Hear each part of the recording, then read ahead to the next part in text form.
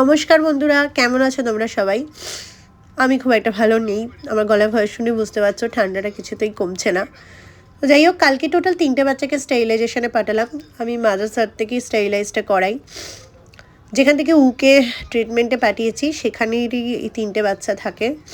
এই হচ্ছে মা বাচ্চা, মানে আমার বাড়িতে যে পা ভাঙা ছুটকি রয়েছে তারই মা।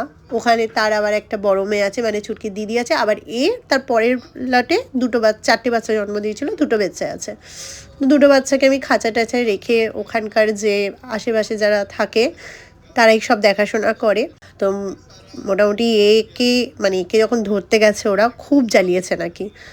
তো পাশেই একটা এলআইসি অফিস আছে, ওখানে 3তলায় উঠে গেছিলো। ওখান থেকে ধরে ওকে নামানো হয়েছে অনেক কষ্টে। ও অ্যাকচুয়ালি এদের তো এইভাবে কেউ ধরেনি না কোনো দিন, ভয় পেয়ে গেছে। বেশিরভাগ সব বাচ্চারাই পায়। বাকি 2টো বাচ্চাকে আগেই ওরা তুলে দিয়েছে। তো আমাকে ওখানে যে ভাইটা থাকে সেই ভিডিওটা পাঠালো, এর ভিডিওটা করে। আমি শুরু থেকেই মাদার্স আর্থ থেকে অপারেশন করাই। হ্যাঁ, একটু টাকাটা বেশি লাগলেও অপারেশনটাও ভালো হয়। আর আমার আজ পর্যন্ত কোনো বাচ্চা মাদার্স আর্থ থেকে আসার পর অসুস্থ হয়ে পড়েনি।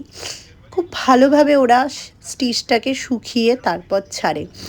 এই জন্য ওনাদের ওপর আমার খুব ট্রাস্ট আছে। আর ওনারা কোনো অসুস্থ বাচ্চাকে তোলে না, তার আগে ওনারা পুরো বাচ্চাকে চেক করে নেয় সব বাচ্চাদের, তারপরই ওনারা নিয়ে যায়। সেই কারণে আমি দীর্ঘদিন ধরে ওনাদের কাছেই করাচ্ছি।